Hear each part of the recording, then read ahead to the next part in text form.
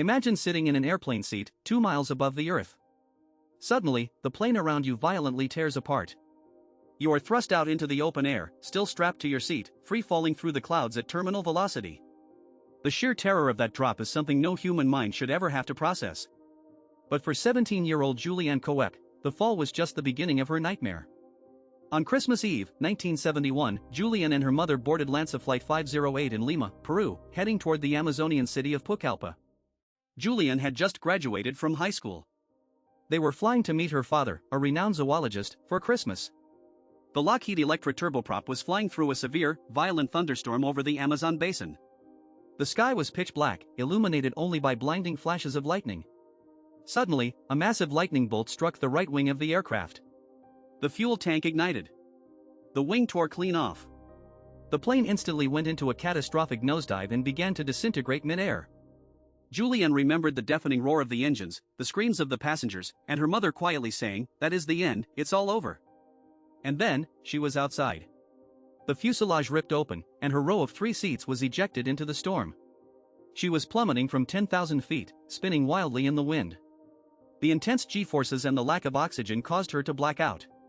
When Juliane woke up, it was Christmas morning. She was lying on the incredibly dense floor of the Amazon rainforest.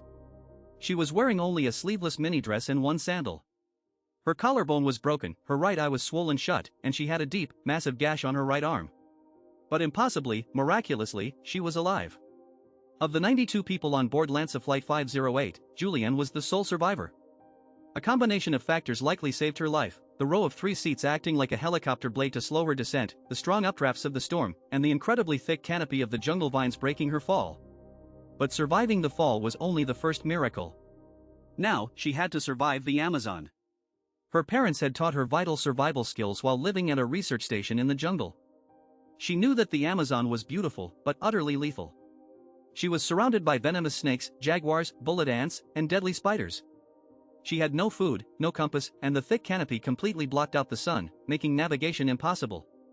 She found a bag of candy in the wreckage, which would be her only food for the next 10 days. She remembered her father's cardinal rule of the jungle: if you are lost, find water. Water flows downstream, and downstream leads to larger rivers, and rivers lead to people. Despite a concussion and a broken bone, Juliane began to walk. She found a small stream and followed it, wading through the muddy, knee-deep water. Wading was safer than walking on the banks, where deadly stingrays and pit vipers hid in the brush. The physical agony was immense. Her wounds became deeply infected in the humid, tropical heat. The gash on her arm became infested with botfly maggots, which burrowed into her flesh. She could hear the search planes flying overhead, but the jungle canopy was so dense they couldn't see her.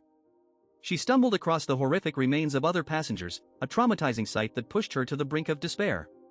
By the 10th day, she was starving, hallucinating, and barely able to stand.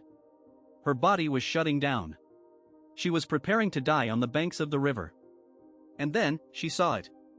A small, motorized boat tied to the riverbank.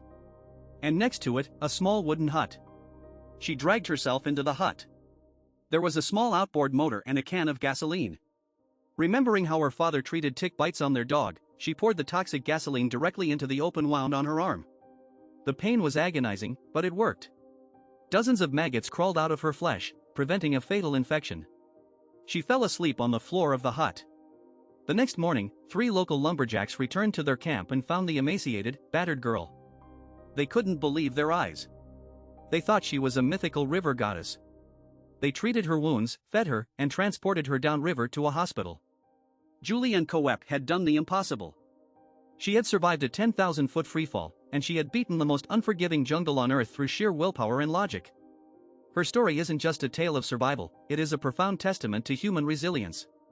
A teenage girl who fell out of the sky into hell, and simply decided to walk out. Subscribe to Echoes in the Dark, new mysteries unsealed every week.